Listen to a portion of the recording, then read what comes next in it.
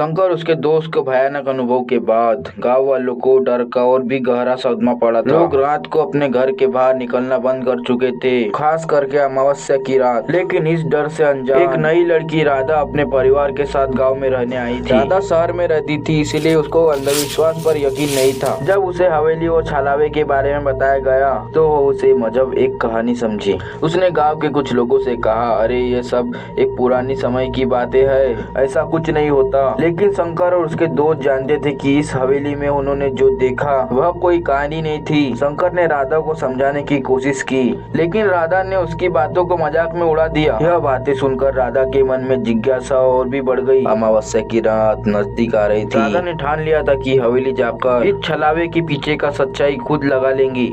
शंकर और उसके दोस्त ने उसे बहुत समझाया, लेकिन राधा ने किसी की नहीं सुनी। उसने तय किया कि वे अकेली ही रहस्य का पता लगाएंगी। राधा ने एक पुरानी मोमबत्ती ली और अमावस्या की रात और हवेली की तरफ चल पड़ी। जैसे ही वे हवेली के पास पहुंची, चारों ओर सन्नाटा और ठंडक छाई हुई थी। हवेली का दरवाजा अजीबोगरीब आवाज कर रहा था, जैसे किसी ने उसे फिर से खोलने की कोशिश की हो। राधा जैसे ही हवेली के अंदर पहुंची, उसे हवेली की अजीब सी गंधक महसूस हुई। उसने देखा कि हवेली के दीवारों पर पुराने निशान बने हुए थे, जैसे किसी ने उन पर खरोच मारी हो। चलते चलते वो मुख्य रूम तक पहुंच गई, जहां शंकर और उसके दोस्त ने परछाई का सामना किया था। अचानक कमरे के दरवाजे बंद हो गए और राधा को महसूस हुआ कि उसे कोई देख रहा है। जैसे ही राधा ने कमरे के चारों ओर नजर दौड़ाई, वहाँ सफेद साड़ी पहने एक परछाई उसके सामने प्रकट हो गई। राधा की सांस थम गई, लेकिन उसने अपने डर को दबा कर रखा। राधा ने पूछा, तुम कौन और क्या चाहती हो? परछाई ने धीरे धीरे अपनी कहानी बताना शुरू की। उसका नाम रत्ना था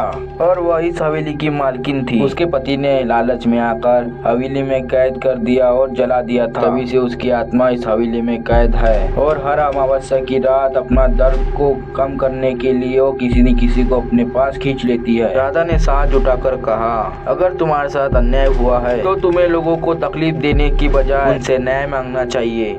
राधा ने बोला, मैं तुम्हारी मदद कर सकती हूँ, लेकिन तुम्हें इस हवेली से मुक्त होना होगा। रत्ना की आत्मा ने पहली बार किसी को अपनी हमदर्दी के बात करते देखा था। कुछ पलों के लिए शांत रही और फिर धीरे धीरे बोली, तुम मेरी कैसी मदद कर सकती हो? राधा ने रत्ना से पूछा कि उसकी आत्मा को शांति मिल सकती है, और रत्ना ने बताया कि अगर कोई उसकी अधूरी आखिरी इच्छा पूरी कर दे तो वह मुक्त हो जाएंगी। उसकी आखिरी इच्छा थी कि वो अपने पति से बदला ले सके और उसकी हवेली उसके नाम पर कर सके। राधा ने उसे भरोसा दिया कि और इसकी जानकारी उसने गांव के बुजुर्गों को दी ताकि उसकी आत्मा को शांति मिल सके। अगले दिन राधा गांव के सभी बुजुर्ग व्यक्ति और पंडित रामानारायण के पास गई और रत्ना की कहानी सुनाई। पंडित ने हवेली के इतिहास की जांच पड़ताल की और पाया कि रत्ना की कहानी सच थी। उन्होंने गाँव वालों को इकट्ठा किया और सबने मिलकर एक पूजा रखी ताकि रत्ना की आत्मा को मुक्ति मिल सके। राधा ने एक आखिरी बार हवेली की ओर देखा और उसके चेहरे पर संतुष्ट मुस्कान थी।